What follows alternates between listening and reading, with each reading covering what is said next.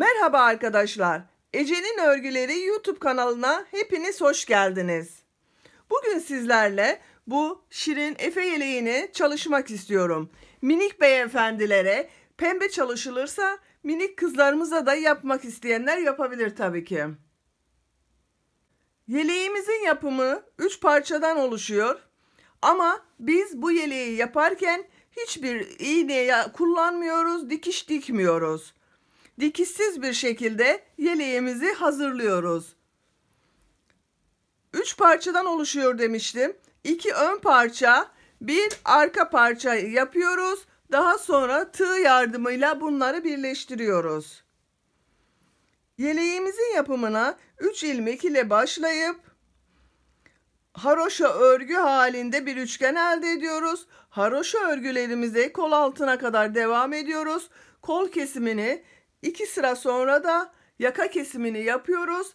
Arkayı da düz olarak başlayıp kol kesimine kadar örüyoruz. Koldan itibaren her iki taraftan eksiltmeler yapıyoruz. Bitiriyoruz. Daha sonra yanları ve omuzları tığ yardımıyla birleştirip düğmesini dikiyoruz ve yeleğimizi bitiriyoruz. Şimdi hazırsak gerekli olan malzemeleri size vermek istiyorum ben. Bugün ben 6 ve 12 aylık bebekler için çalışacağım. Onun için bana 2 tane ip lazım. Alize Baby Best Anti-Peeling bir ipimiz bu. Üzerinde 240 metre var. 100 gram 240 metre. Biraz orta kalınlıkta bir ip. Efe yeleğinin biraz daha tok durmasını istiyorum ben. Onun için bu ipi kullanmayı tercih ettim. Ama siz daha ince bir ip ile de yapabilirsiniz tabii ki. 2 adet ipe ihtiyacımız var. Tunus işi yapacağımızdan dolayı şu şekilde bir tane gagalı tunus tığına ihtiyacımız var. Ölçmek için mezruya ihtiyacımız var. İpleri kesmek için bir makas ve düğme olarak da 3 adet düğmeye ihtiyacımız var. Malzemelerimiz bu kadar. Hazırsak hep birlikte yeleğimizin yapımına geçelim. Hepinize iyi seyirler. Hazırsak efe yeleğinin yapımına başlıyorum. İpimizin ucunu içinden çıkartıyorum.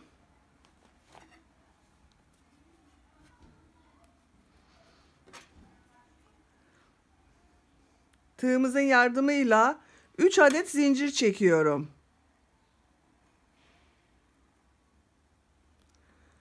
Üç zincirimizin üzerine tunus işi olarak 2 ilmek çıkardım. Bir de tığımın üzerindeki ucu vardı. Toplamda 3 ilmek oldu. Çekiyorum bunları tek tek. İkinci sıramızda arttırmamıza başlıyoruz.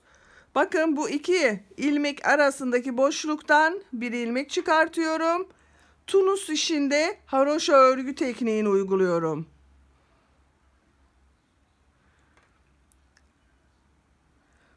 Boşluktan tekrar bir ilmek çıkartıyorum. Son ilmeği alıyorum, yapıyorum. Hepsini tekrar çekiyorum. Bu sırada da toplam 5 ilmeğimiz oluştu. Yanlardan 2'şer tane arttırma yaptık.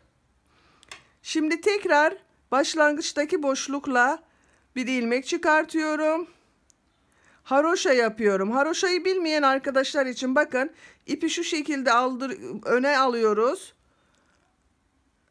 Çıkartıyoruz.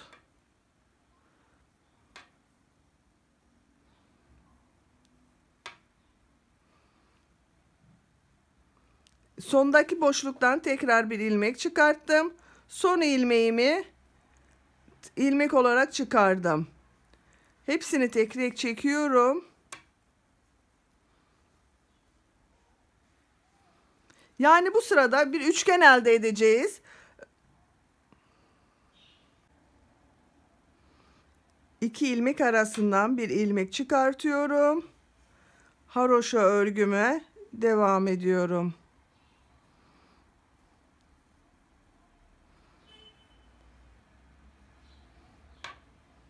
Sonda 2 ilmek arasındaki boşluktan tekrar bir ilmek çıkartıyorum. Son sıramdaki ilmeği ikili olarak alıyorum.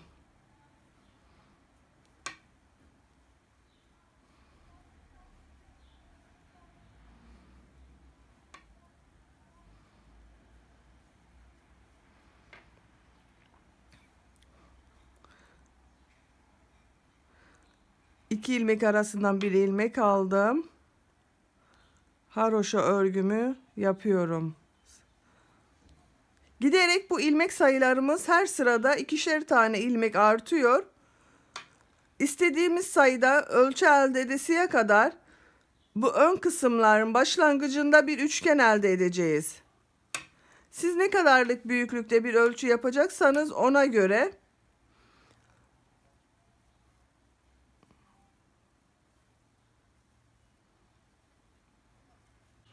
bakın, bu şekilde üçgenimiz yanlardan birer tane artarak istediğimiz ölçüde yapasıya kadar örelim. Yeleğin ön parçası için gerekli olan ölçüye ben geldim. 3 ilmek ile başladım. Sıra sonunda toplam 29 ilmek ile bitirdim. Hemen kaç sıra olduğunu sayıyorum. 2, 4, 6, 8, 10, 12, 13 sıra haroşa örgüm var. 3 ilmek ile başlayıp 13 sıra haroşa örgü sonucunda 29 tane ilmeğimi elde ettim. Hemen ölçü de vermek istiyorum ben size.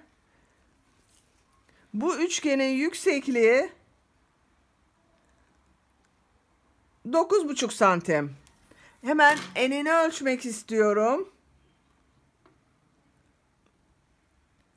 Örgümüzün eni de 16,5 santim. Benim bu ölçüm 6-12 aylık bebekler için olacak olan yeleğin ölçüsü. Ama siz yeni doğan veya 3 aylık bebekler için yapacaksanız 25. ilmekte bırakabilirsiniz bu üçgen yapımını. 25. ilmekten itibaren devam edebilirsiniz.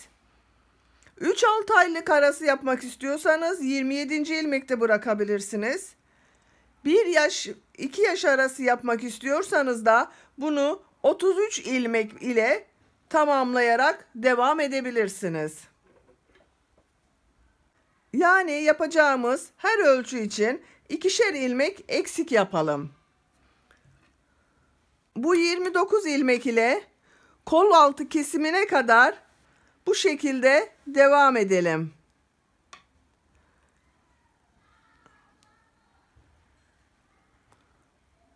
Haroşa örgümüze devam ediyoruz. Artık yanlarda arttırma yapmıyoruz. Düz olacak.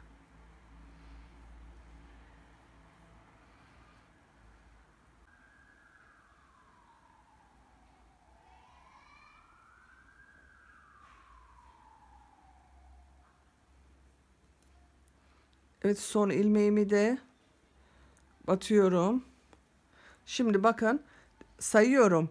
2, 4, 6, 8, 10, 12, 14, 16, 18, 20, 22, 24, 26, 28, 29 ilmek. Arttırma yapmadım bu sırada.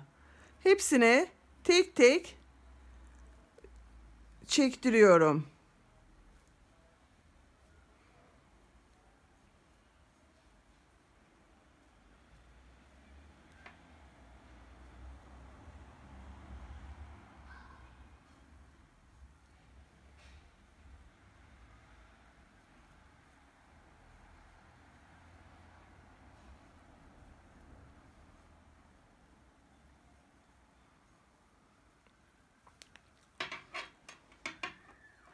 Bu arttırmadan yaptığımız sıradan itibaren kol altı kesimine kadar toplam 22 diş şu şekilde. Yani buradan itibaren 22 diş haroşa örgü örelim. Daha sonra ben size kol altı kesimini ve yaka kesimini göstermek istiyorum. Örgümüze kol altına kadar 22 diş daha devam edelim.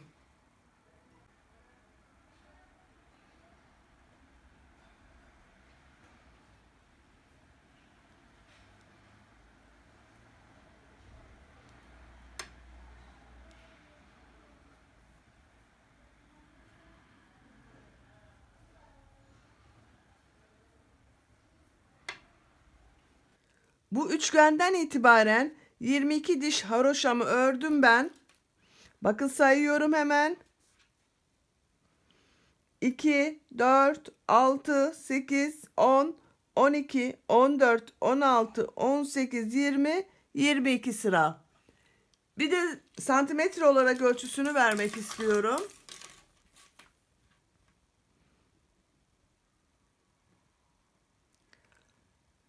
...15 santim. Bu düz olarak ördüğümüz kısım. Üçgenden itibaren ölçmek istiyorum. 22 santimde üçgen uç noktasından bitirdiğimiz noktaya kadar. Şimdi burada bu kısımdan koltuk altını kesmek istiyorum. Arkadaşlar burada bu yeleği yaparken veya diğer yelekleri yaparken size küçük bir püf noktası vermek istiyorum. Alt kısımdan başladığımız örgülerimizde ilik yerini ayarlamak için ilk önce düğme yapacağımız tarafı örmekte fayda var ki ölçümü ona göre ayarlayabilelim. Bu parçayı ben düğme dikeceğim parça olarak örmek istiyorum. İliği diğer tarafta öreceğim ki bu örgümü bitirdiğim zaman işaret koyabilelim hangi noktalarında ilik açacağımıza dair. Şimdi hemen bu taraftan o zaman kol altını yapacağız. Bakın kesmemiz şu şekilde oluyor. Bir taneyi alıyorum, ikisini bir çıkartıyorum. Yandaki ilmeğe geçiyorum. Tığımın üzerinde bırakmıyorum. İkisini bir çıkartıyorum. Şu anda 2 tane kesme yaptık. Daha sonra şu 2 ilmeği bir alıyorum. Çıkartıyorum ama tığımın üzerinde tutuyorum artık ilmeği. Devam eden ilmekleri haroşa olarak sıra sonuna kadar tığımın üzerine alıyorum.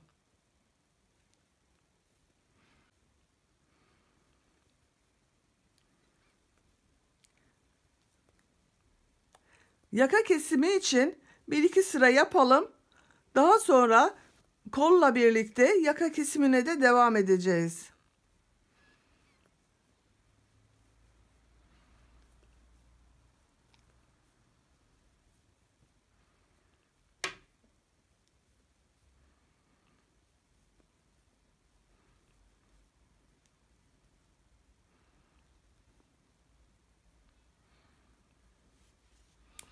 Şimdi bakın burada 2 tane kestim. Daha sonra 2 ilmeği bir alarak kestim ve düz olarak haroşamı sıra sonuna kadar yaptım. Şimdi bu tığımın üzerindeki ilmeklerin hepsini tek tek çıkartıyoruz.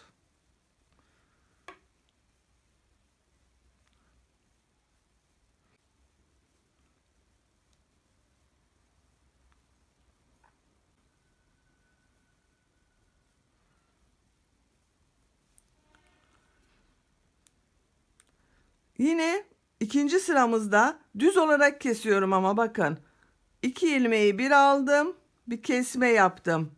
Diğer ilmekleri haroşa olarak devam ediyorum.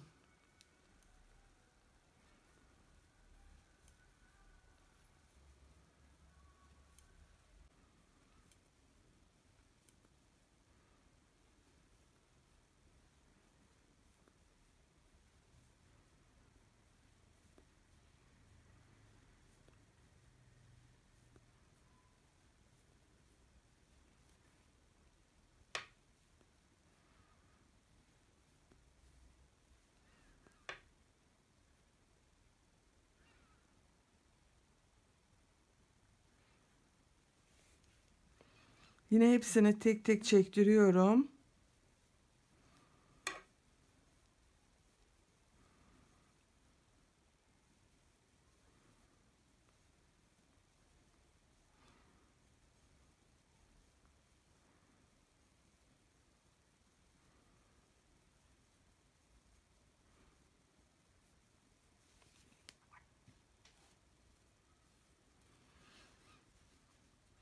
Üçüncü sıramızda koldan yine iki ilmeği bir alarak kesme yaptım. Devam eden ilmekleri haroşa örgü olarak tığımın üzerine alıyorum.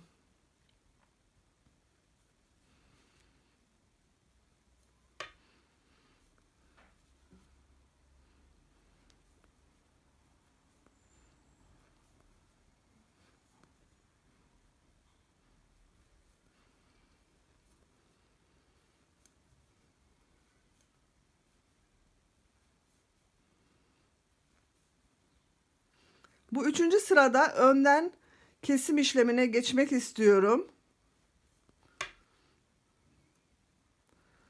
Bu sonda 3 ilmek kalınca sondan önceki 2 ilmeği bir alıyoruz. Düz tunus işi olarak kesiyoruz. En sondaki ilmeği tığımın üzerine alıyorum. Şimdi hepsini tek tek çektiriyorum.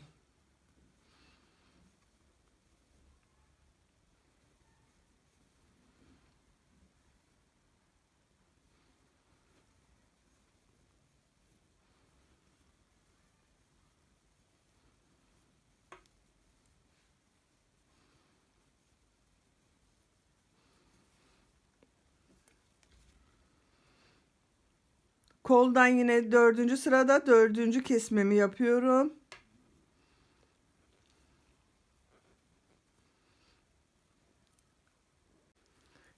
Yakada 3 ilmek kalasıya kadar haroşa örgülerimi örüyorum.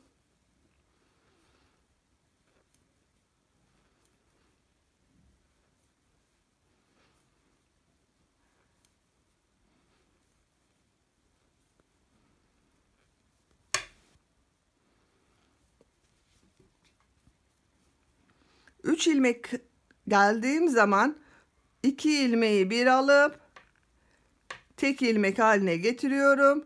Sondaki ilmeği tığımın üzerine alıyorum.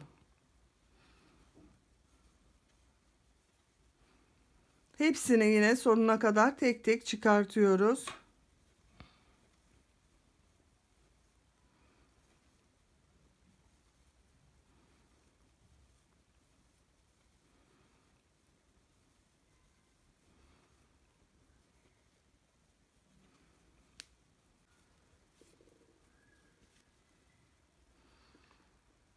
Tekrar koldan bir ilmeği kesiyorum, ikisini bir alarak.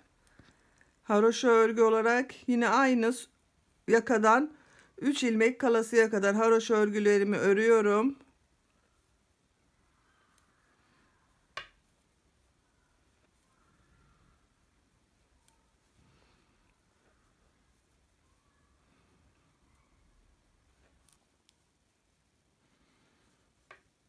Sonda 3 ilmek kaldı. Şimdi tekrar 2 ilmeği tek ilmek haline getirip tığımın üzerine alıyorum. Sondaki ilmeği çıkartıyorum. Şimdi hepsini tek tek çekiyoruz.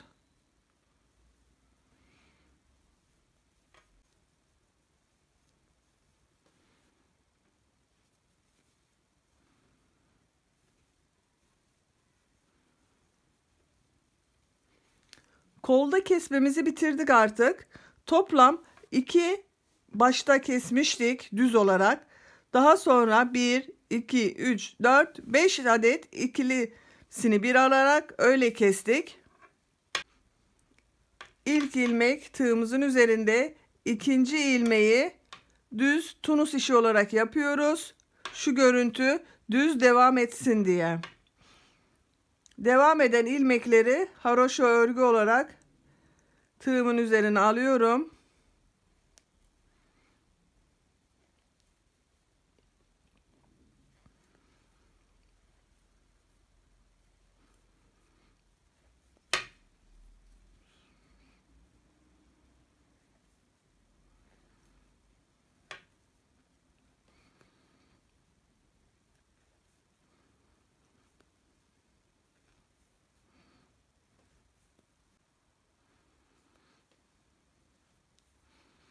Son 3 ilmek kalınca yine ikisini bir alıp tek ilmek haline getiriyoruz.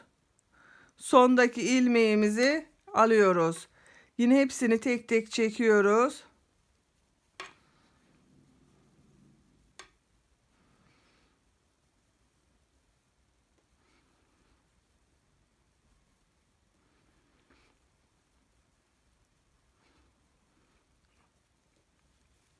Artık koldan kesmelerimiz bitti.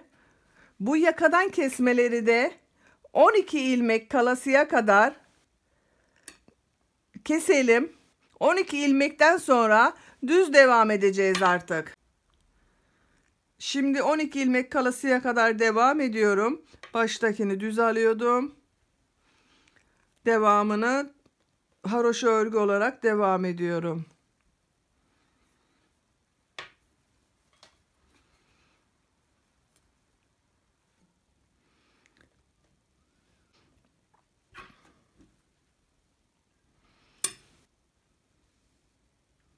Ön parçamızın birini bitirdim.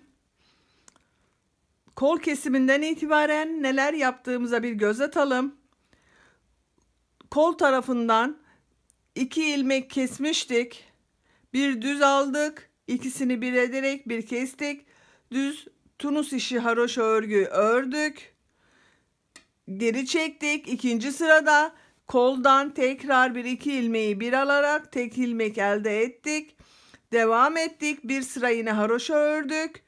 Üçüncü sıramızda koldan yine bir ilmek alarak kestik. Ama bu sefer yakadan da yaka kesimine başladık.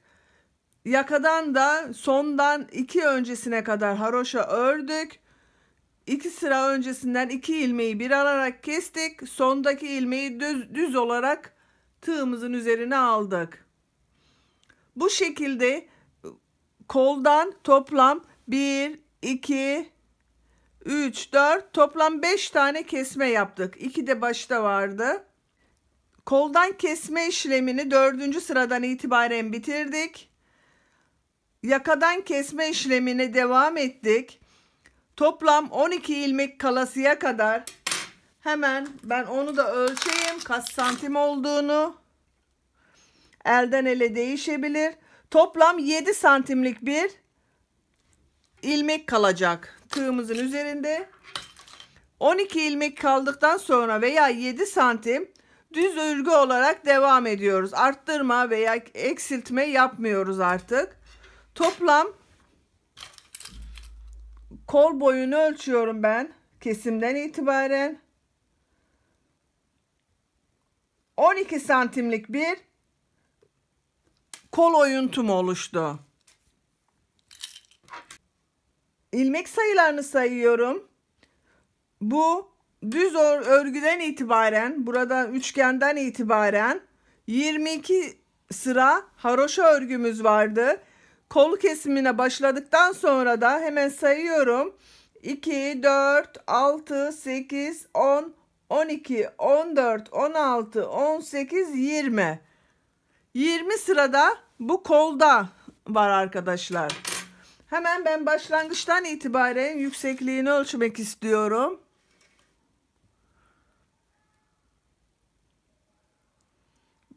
Şu anda 36 santimlik bir yelek boyumuz var.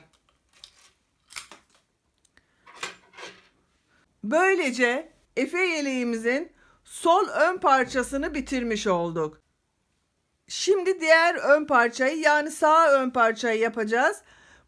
Sağ ön parçada düğmelerimizi dikmek için iliklere ihtiyacımız var. Ben hemen nerede ilik yapacağımızı anlamak için bakın bu yeleğimizin bu parçasından işaretlerimi yapıyorum. Hemen bu yaka kesimine başladığımız yerden bir işaret yapıyorum. Sayıyorum dişlerine. Arada 2, 4, 6, 8, 9. 9 sıra atlayıp 10'uncuya işaret yapıyorum. 2, 4, 6, 8, 9. Üçüncü düğmem için işaret yapıyorum. Bu şekilde buralarına diğer tarafta yani sağ tarafında ilikler açacağız. Kaçıncı sırada açacağımızı belirlemek için bu işaret iğnelerini taktık. Aynı sol ön parçada olduğu gibi sağ ön parçada da 3 ilmek ile başlayıp yanlardan birer tane arttırarak 13 sıra sonunda 29 ilmeği elde ettik. 29 ilmekten sonra diğer ön parçayı elime alıyorum ben hemen. İlk ilik açacağımız noktayı sayıyorum. 1 2 3 4 5 6 7 8 9 10 11 12 13 14 15 ve 16. sırada ilk ilik yerimi açmam gerekiyor. 13 sıra yapmıştık biz. Şimdi 2 sıra daha düz haroşa örgü öreceğiz. Arttırma yapmıyoruz artık. 2 sıra haroşamızı örelim. 3. sırada ilik yapma işlemini uygulayalım.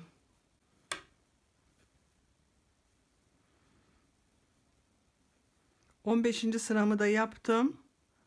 Çıkarma işlemini yapıyorum tığın üzerinden. Ve bitirdim.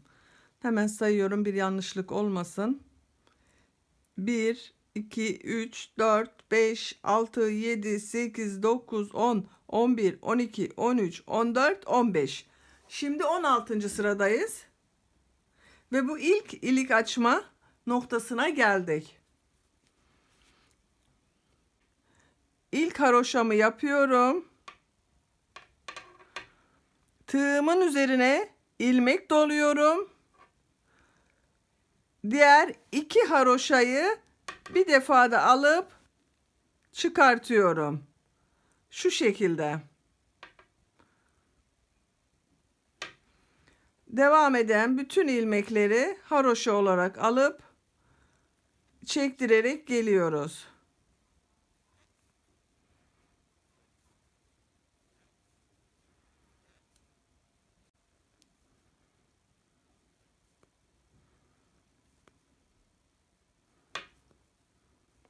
Artık başta ve sonda arttırma işlemimiz yok. Düz haroşa yapıyoruz. Son ilmeğimi de aldım.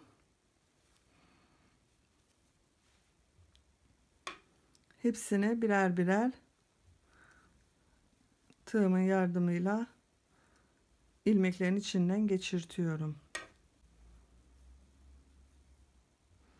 Şimdi ilik yaptığımız yerde bakın şöyle çektiriyorum. Bir tığımın üzerine almıştım. Ondan da ayrı bir çıkartıyorum. Yani onda bir ilmek olarak ele alıyorum. Ve bitirdim.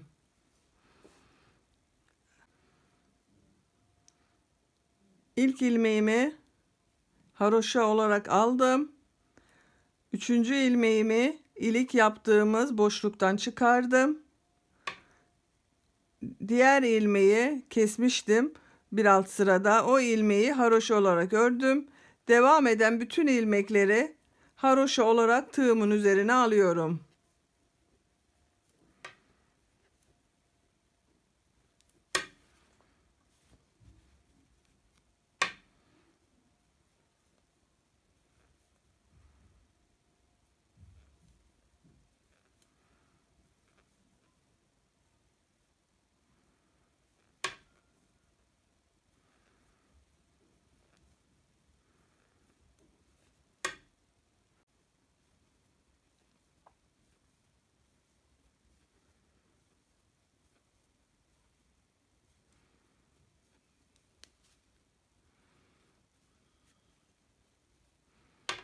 Hemen bir üst sıraya geçiyorum.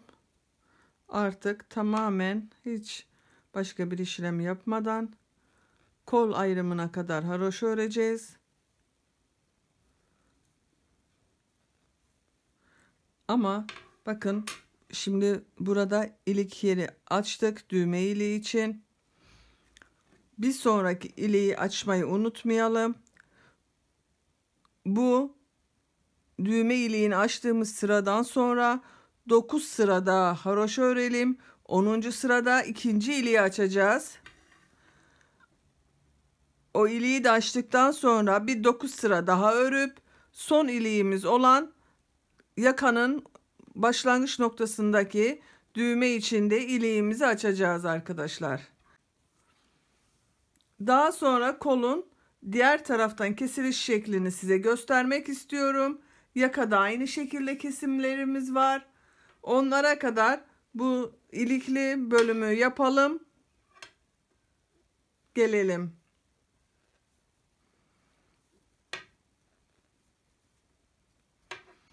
Sağ ön parçamızın da üçgenden itibaren arttırmayı bitirdiğimiz noktadan aynı bu diğer ön parçada olduğu gibi 22 sıra haroşa örgüsünü ördüm. Şimdi bu taraftan kol kesimini yapacağız. Ama daha önleri kesmeye başlamıyoruz. 2 sıra daha ördükten sonra ön kesimini yapacağız. Ama iliklerine bakıyorum hemen. Arada 9 ilmek olacaktı. Ben ikinci düğme iliğini de açtım. Hemen sayıyorum. 2, 4, 6, 8 tane haroşam var. Bir sıra daha haroşa yapacağım. Ondan sonra 3. düğme iliğimizi açacağız. Kol kesimini diğer taraftan yapacağız biliyorsunuz. Diğer tarafta sıra sonunda 5 ilmek kalasıya kadar örelim.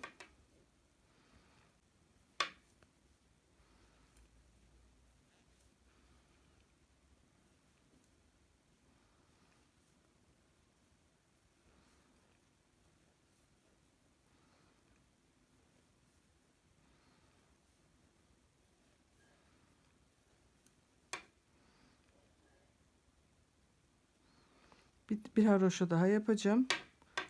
Geriye 2, 4, 5 ilmeğimiz kaldı. Şimdi diğer tarafta da önce bir sonunda 2 taneyi bir kesmiştik. İkiliyi bir kesiyorum. Bir taneyi düz yapıyorum. Sonda 2 ilmeği boş bırakıyoruz. Şimdi geriye çekiyorum artık. Aynı diğer sol ön parçasında olduğu gibi başta 2 ilmeğimiz boşta kaldı. Bir taneyi de ikili kestim.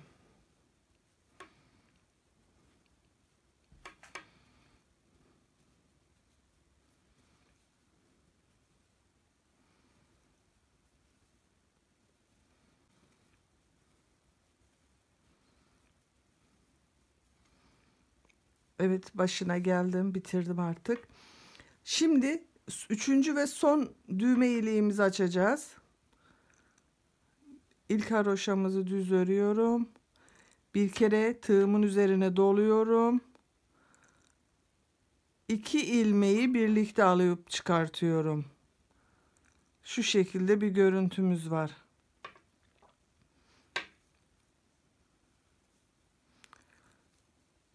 Haroşa örgümü örüyorum sıra içinde.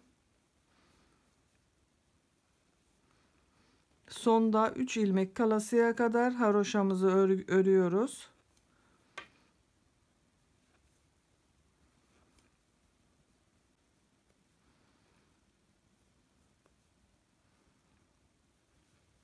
Sonda 3 ilmek kaldı. Son ilmeği değil, ondan önceki 2 ilmeği birlikte çıkartıyorum. Tek ilmek yapıyorum.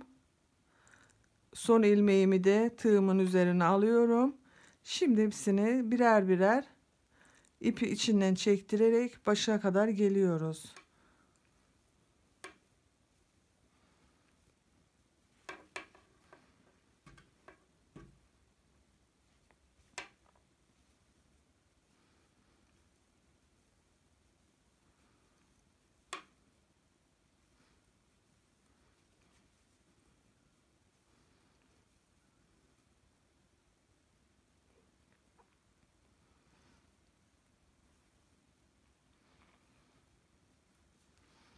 Kol kesiminden sonra 2 sırada haroşa yaptım.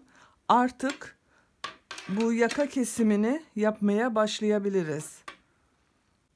Tığımın üzerinde bir ilmek var. Hemen yandaki ilmeği düz ilmek olarak alıyorum. Boşluğa da batıyorum. İkisini bir çıkartıyorum. Şimdi haroşa örgülerimize devam ediyoruz. Sıra sonunda yine kol ayrımını yaptığımız yerden kol kesintisini yapalım. Unutmayalım. Aynı bunun gibi 5 tane kesme yapmıştık bu sondan sonra. Bu 5 kesmemizde bu kolda da uygulamamız lazım.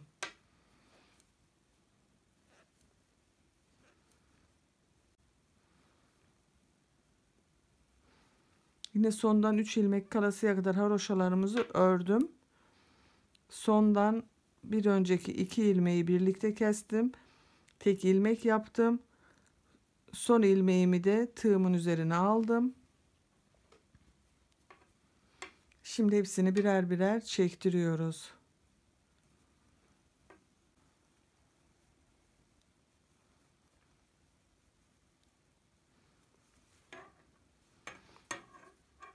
Yaka kısmından da kesmelerimize devam ediyoruz. 2 ilmeği bir aldım. Tek ilmek yaptım. Devam eden ilmekleri haroşa, sondan 3 ilmek kalasıya kadar haroşa tekniğini uyguluyoruz.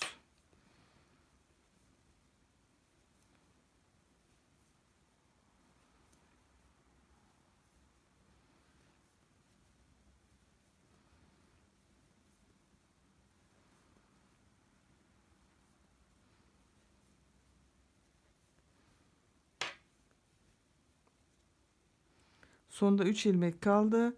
İkisini bir kestim. Son ilmeği tığımın üzerine aldım. Yine hepsini çıkartıyorum.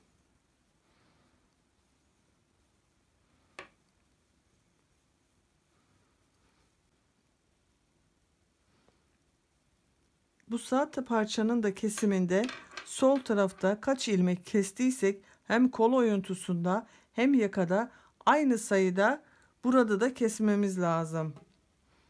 Kola hemen bakıyorum. 1, 2, 3, 4. Bir tane daha keseceğim. Bir sıra daha kol oyuntusundan keseceğim.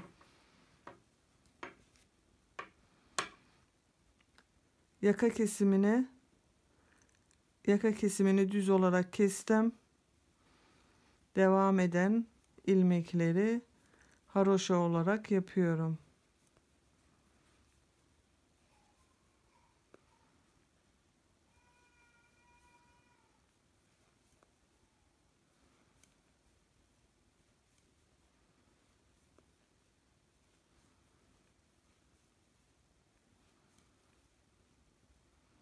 Sondan 3 ilmek kaldı. Üçünü bir kestim. Son ilmeğimi de tığıma aldım. Artık kol oyuntusunda kesim işini bitirdik. Kol oyuntusunu düz gideceğiz.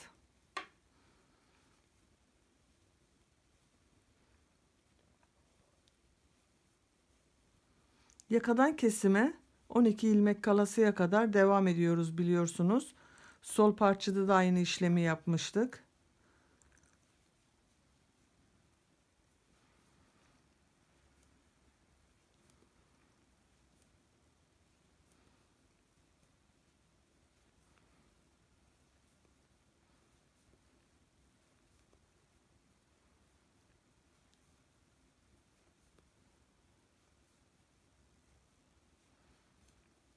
Artık koldan kesmiyoruz.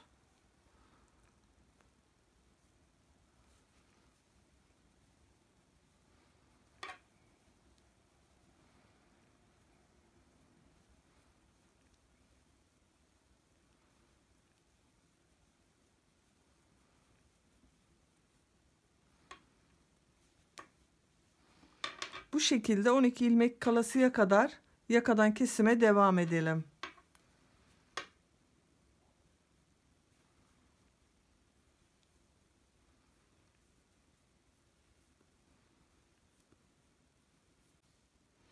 Yakadan kesme işlemini de bitirdim.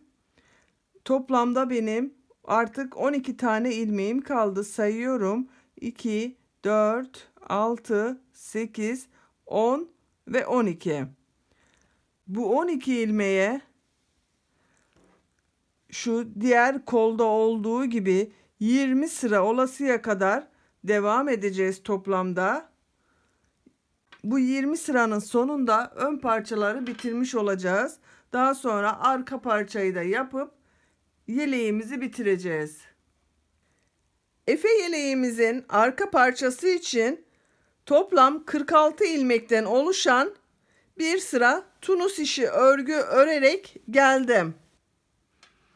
Şimdi hemen bunun kaç santim olduğunu ölçmek istiyorum. Sayı elden ele değişebilir. Bunu da tekrar ediyorum. Yani benim yaptığım sayıda olmayabilir.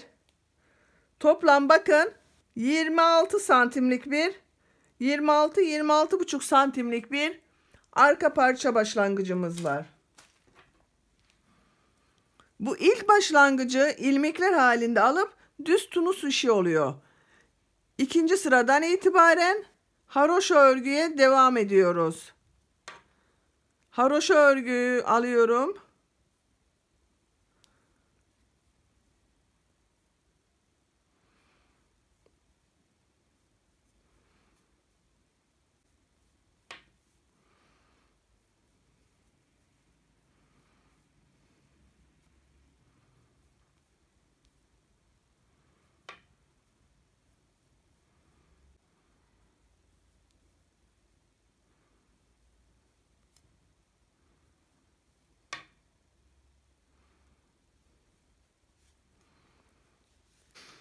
Evet, sıra sonuna geldik. Şimdi bu tunus işi örgülerimizin hepsini tek tek ilmekler alarak çıkartıp sonuna geliyoruz.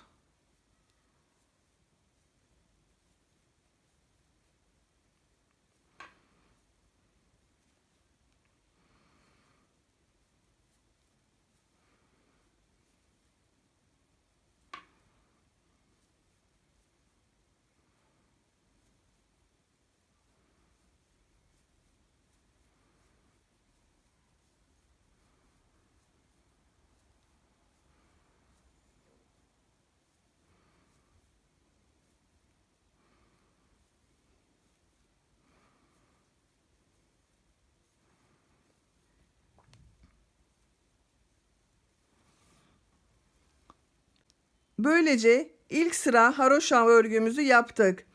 Bu şekilde toplam düz olarak 22 diş haroşa olacak şekilde örelim. Daha sonra birlikte iki taraftan kol kesimlerini yapalım.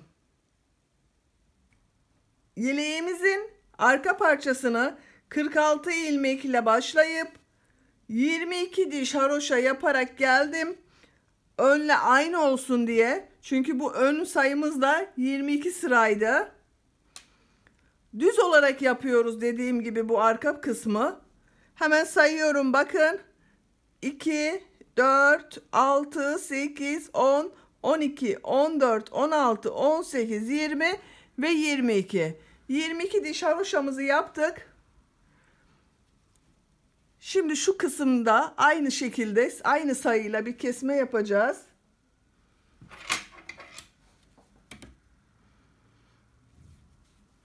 Tığımızı alıyoruz. İlk ilmek tığımın üzerinde. İkinci ilmeği kaydırma tekniğiyle çıkartıyorum. Tığımın üzerinde tutmuyorum. Takip eden iki ilmeği bir alarak tek ilmek haline getiriyorum. Diğer ilmekleri haroşa örgü olarak gidiyorum.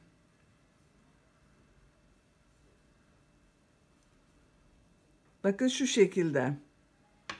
Sıra sonunda 4 ilmek kalasıya kadar haroşalarımızı örüyoruz.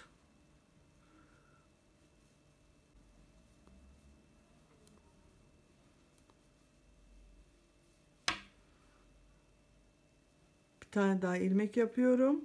Haroşa olarak. Sonda 4 ilmeğim kaldı. 2 ilmeği bir alıp düz olarak ilmeği tığımın üzerine alıyorum. Sondakini ilmek olarak çıkartıyorum. En sonda bir taneyi bıraktık. Bakın başta kesmiştik. Sonda da bir tane bırakıyoruz. Geriye çekiyorum hepsini birer birer.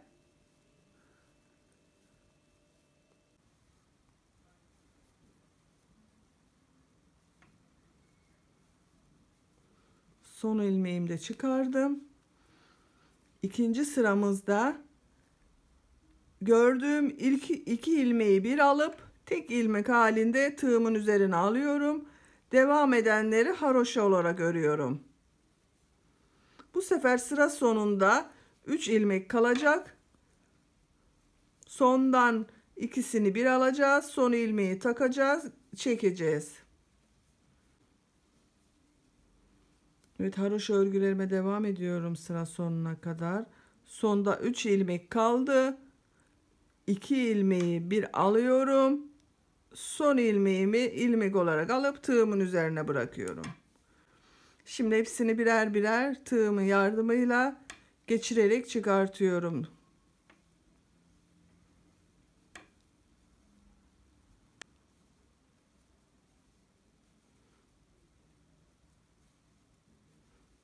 Evet, çıkardık, hepsini bitirdik. Şu şekilde. Ben bu eksiltmelerin yeterli olduğunu düşünüyorum. Artık örgümüze arka ölçümüz bitesiye kadar, yani şu kısım, şu ölçüyü yapasıya kadar haroşa örgü olarak devam edeceğiz. Bu ikinci ilmeğimizi haroşa değil düz şekilde yapalım. Diğerlerini haroşa olarak örelim. Çünkü kesmeleri yaptığımız için burada bir düz yapmıştık. Onun için görüntüsünün düzgün olması gerekiyor. Önde de aynı şeyleri uygulamıştık. Bakın, ikinci ilmeklerimiz düz gitmişti. Aynı sayıda arkayı da örelim. Hemen sayalım, bakın. 2, 4, 6, 8, 10, 12, 14, 16, 18, 20 sıra haroşa örelim. Bu kol ayrımından sonra buradan itibaren 20 sıra örelim. Yeleğimizi bitirelim.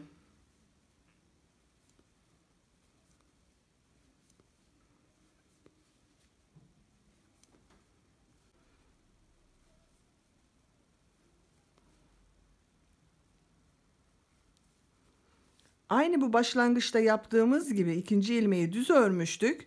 Burada da sondan ikinci ilmeği düz haroşa olarak örgü örüyoruz. Sondakini zaten tığımıza takıp çıkartıyoruz. Bu şekilde arka parçamızı bitirelim. Gelelim. Yeleğimizin kol kesiminden sonra bıraktığımız yerden itibaren ben haroşa örgülerimi yaparak geldim. Hemen bakın sayıyorum. Bu kesim yerinden itibaren 2, 4, 6, 8, 10, 12, 14, 16, 18, 20. 20 diş haroşamız olmuş. Şimdi artık örgü işimiz bitti. Bu hazırlamış olduğumuz arka ile ön parçaları birleştirmeye geldi sıra. Hemen bakın, şöyle üzerine yerleştireyim, bir öyle görün. Şu şekilde.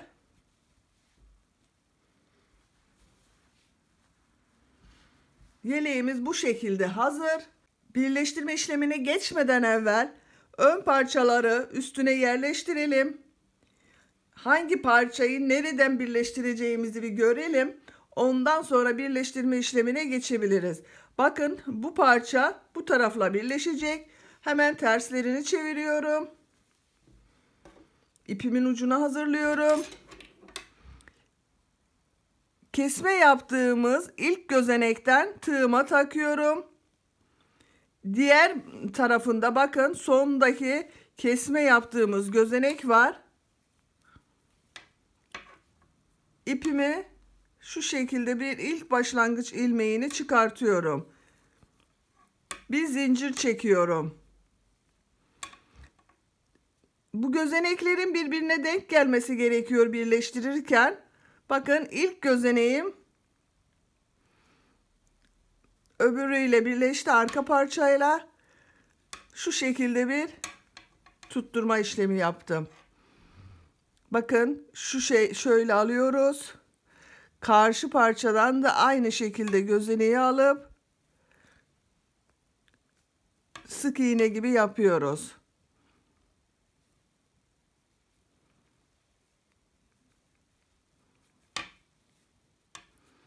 Ön parçanın sondaki gözeneğini alıyorum.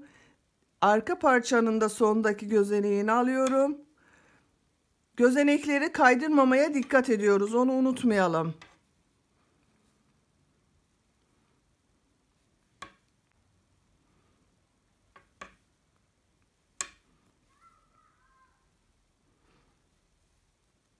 Aynı kalınlıkta tığınız varsa kısa tığla da yapabilirsiniz.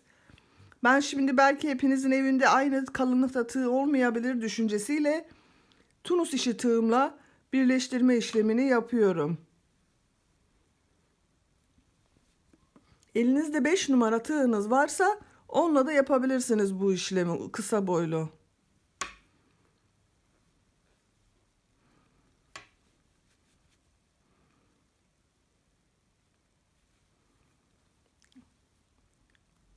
İçteki ipimi götürüyorum alttan. Sağlam dursun, herhangi bir şekilde sökülme olmasın.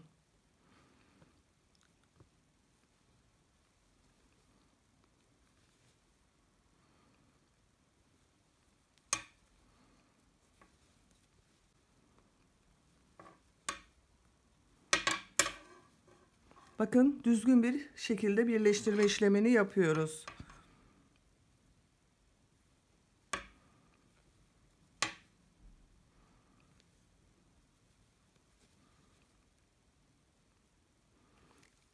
Arka parçamızın başlangıcının bittiği gözeneğe kadar yapalım bunu.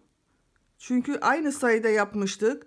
Ön parçanın bu üçgenden sonra koltuk altına kadar olan kısmıyla arkanın koltuk altına kadar olan bölümünü aynı uzunlukta yaptık. O yüzden denk gelmesi gerekiyor.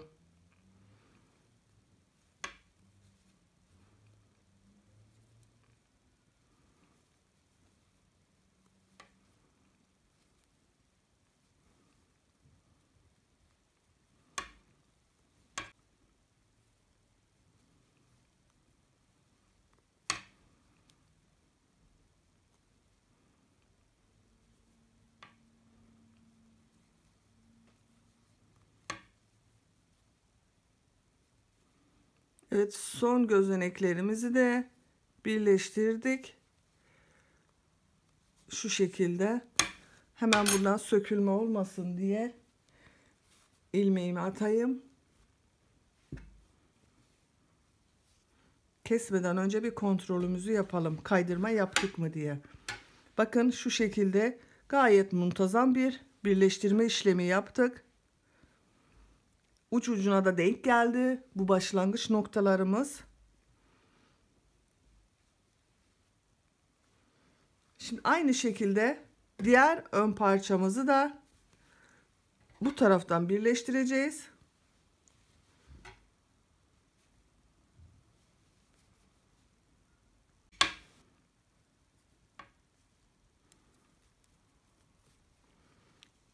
Ön parçanın da aynı şekilde bitiş yerinden kesme yaptığımız noktayı işaretleyip ilmek çıkartıyorum. Bir zincir çekip sağlamlaştırıyorum. İlk ilmeği taktım, bakın. Diğer parçanın da ilk sondan, yani koltuk altındaki son ilmeğini birleştirdim. Sık iğne yaptım. İkinci gözeneğe batıyorum. Karşının ikinci gözeneğine batıyorum. Çıkartıyorum.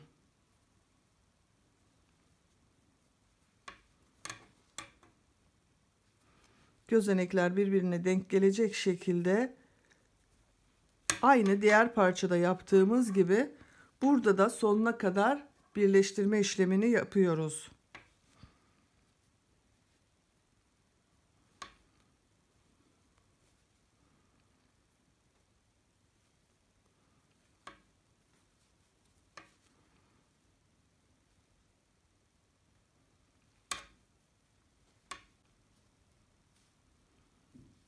Diğer tarafını da ben aynı şekilde yaptım. Bakın.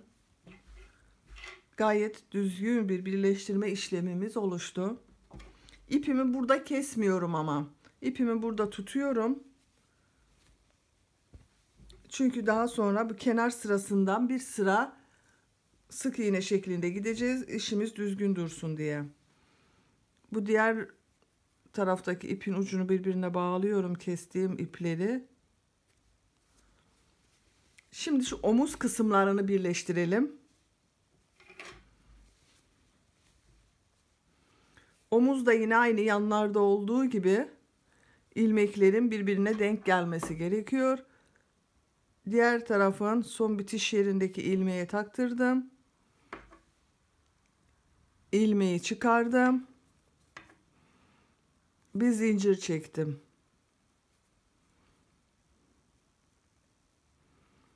İlk gözenek, bakın gözeneklerimiz kalmıştı sonda 12'şer tane. İlk gözeneğe takıyorum. Arkanın da ilk gözeneğine takıyorum. Aynı şekilde örüyorum sık iğne olarak. İkinci gözeneğe takıyorum. Arkada ikinci gözenek çıkartıyorum. Gözenekler birbirine gelecek şekilde sık iğne uygulamasıyla birleştirme işlemini yapıyoruz.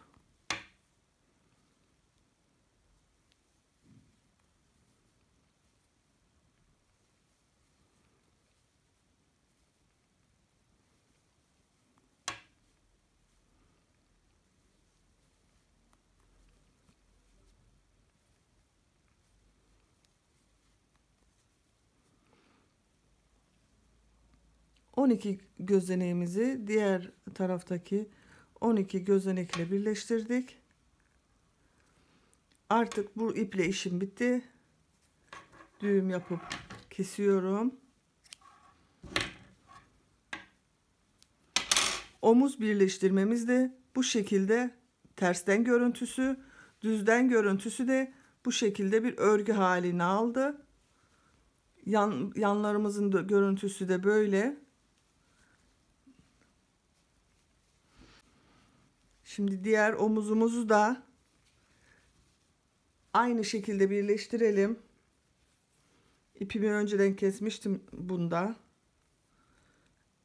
Hemen bağlantısını yapıyorum.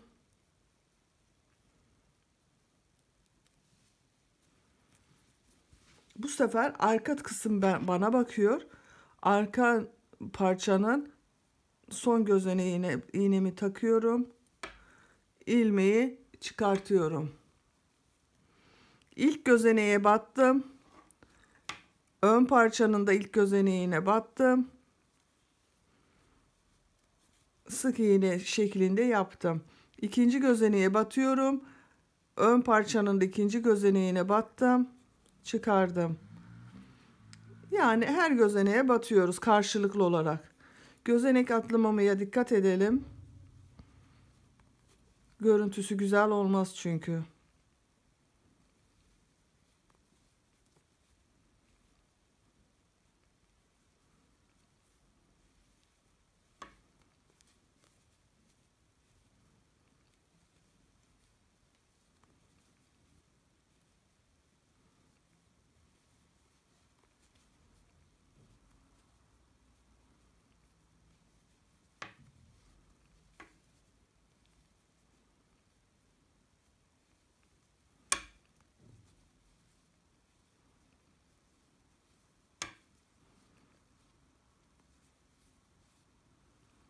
Evet, son gözeneğimi de birleştirme işlemini yapıyorum. Şu alttan götürdüğüm ipleri bir keseyim.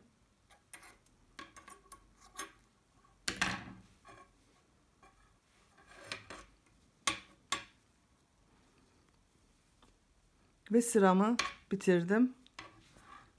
İpimi kesiyorum artık.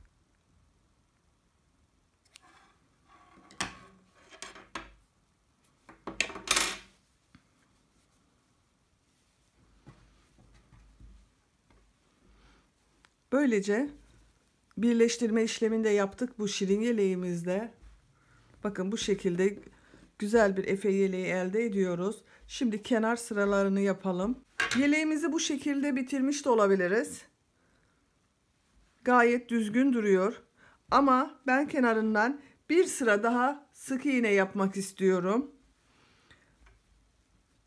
Siz bu şekilde de hiçbir başka işlem yapmadan düğmelerini dikip yeleğimizi hazır hale getirebilirsiniz.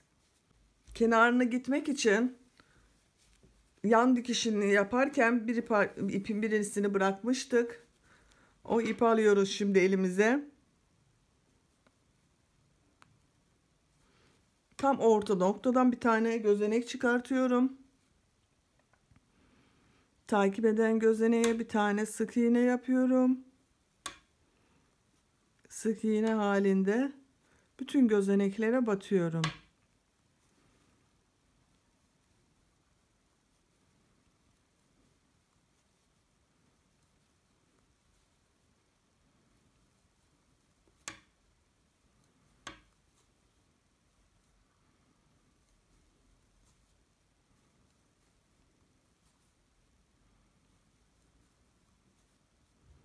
Köşe noktasına geldik üçgenimizin.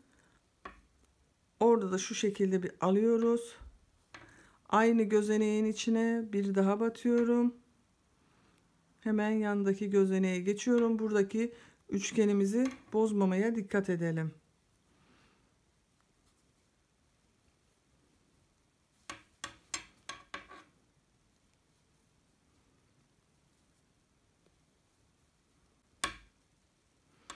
Bu kenarını çevirirken kestiğimiz ipleri de içte götürme imkanımız var. O zaman örgümüz daha temiz bir görüntü elde ediyor.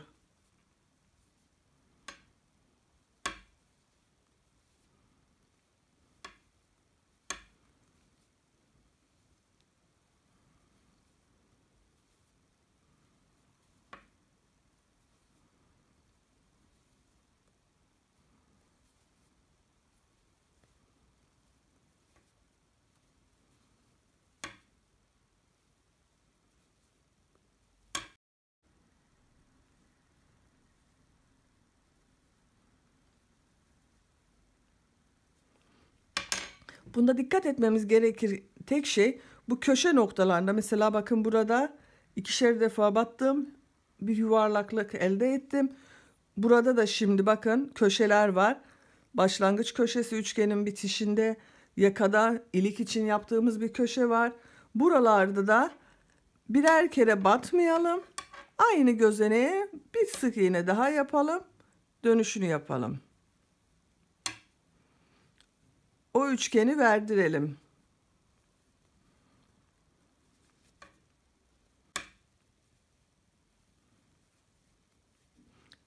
Yeleğimizin çevresini bu şekilde sık iğne olarak tamamen her tarafını çevirerek bu başladığımız noktaya kadar gelelim.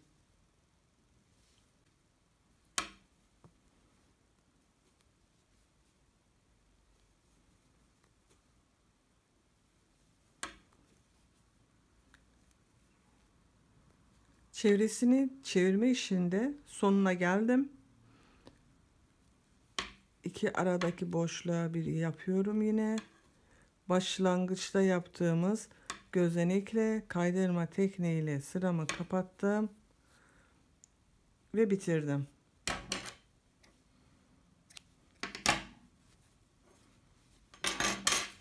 Bu şekilde yeleğimizin çevresini de tamamen çevirdik. Daha düzgün bir görüntü elde ettik. Bakın efe yeleği olduğu için de daha havalı durdu böyle çevirince. Bu işaret bıraktığımız yerlerden de düğmelerini dikeceğiz. Aynı işlemi, çevirme işimi kol altından da yapalım.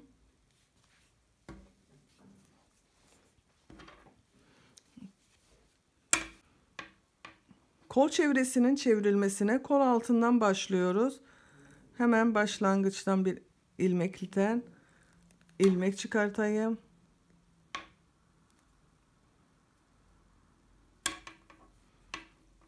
Bir parça ipimin ucunu bırakıyorum. Sık iğne çekip sağlamlaştırıyorum. Bütün gözenekleri yine sık iğne halinde tamamen çevirme işini yapıyoruz. Aynı şu parçalarda yaptığımız gibi burada da sık iğne halinde çeviriyoruz. Bu başlangıç noktasına geliyoruz. Kaydırma tekniğiyle bitirip diğer kolu da hazırlıyoruz.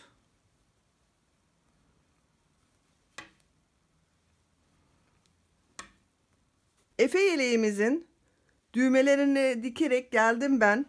Bakın şu şekilde 2 tane de cep yeri yaptım ve daha bir şık oldu arkadaşlar. Buraya kadar neler yaptığımıza bir bakalım. Üçgen şeklinde 2 tane ön parça elde ettik. Bebeğimizin boyuna göre ayarladık enini. Kol kesiminden itibaren kesimlere başladık. Yakayı kestik. Arka parçayı da düz olarak kola kadar ördük. Koldan itibaren arkada da kesmeler yaptık.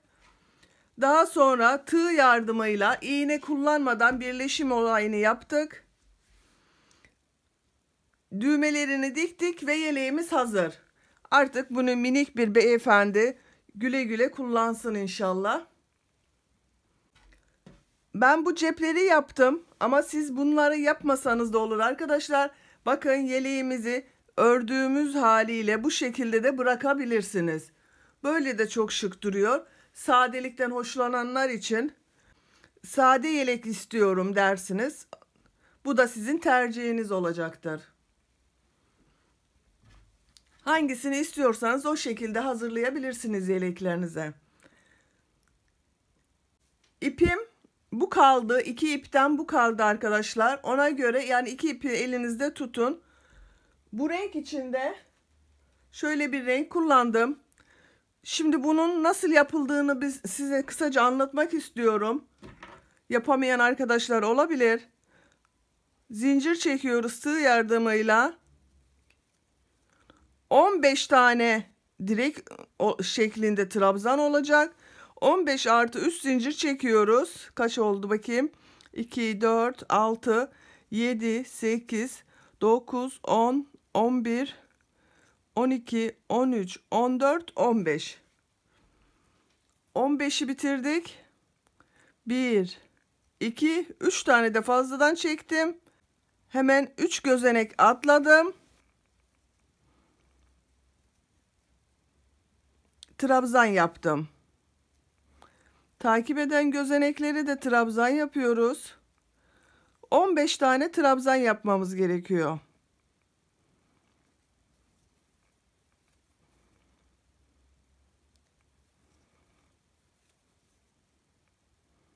İkili trabzan, üçlü değil.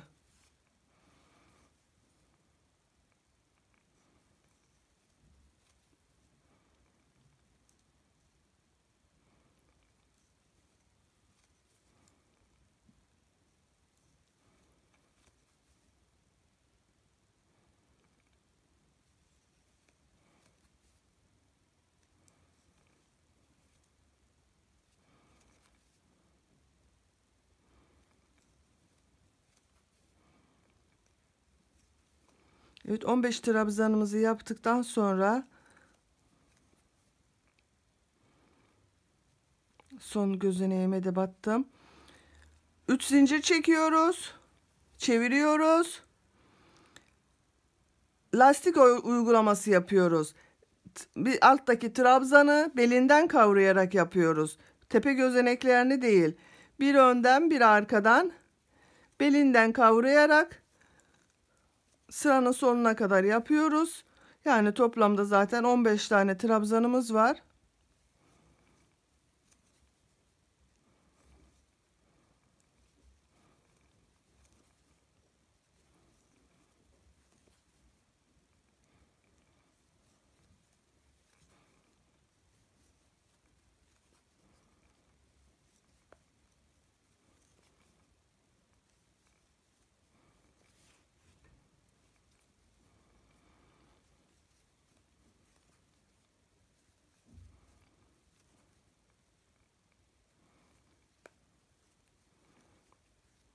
Şöyle 15.'yi de yaptım. bitirdim. Hepsi bu kadar. Bakın bu şekilde bunu iğnenin yardımıyla buraya tutturabiliriz. Ben bu kısmını dikmedim. Biraz daha havalı cep görüntüsü olsun diye. Ama siz dikebilirsiniz de. Bu cep detayının yapılışı da bu şekilde arkadaşlar. Böylece bu Efe yeleğini de bitirmiş olduk. Bu yeleği benimle birlikte yapan ve izleyen herkese çok teşekkür ederim. Aklınıza takılan bir konu olursa yine yorumlardan sorabilirsiniz. Elimden geldiğince yorumlarda sorulan bütün sorulara cevap vermeye çalışıyorum. Beni izlediğiniz ve benimle yaptığınız için hepinize teşekkür ederim. Kanalıma abone değilseniz de abone olursanız çok sevinirim. Ece'nin Örgüleri YouTube kanalı. İnşallah yeni videolarda buluşmak üzere. Hepiniz hoşça kalın, sevgiyle kalın.